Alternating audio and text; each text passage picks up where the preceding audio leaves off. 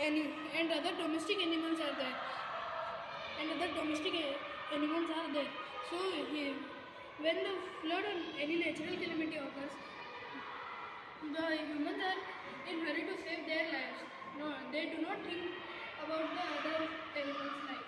So we have taken that topic and we have made a project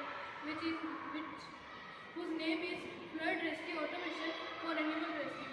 Here is our shelter in which animals are there, and here is our door door gate of from which the animals can get outside. Now my friend Kush will explain you further. So here is our circuit in which there is a water level indicator. When the water will rise to the point,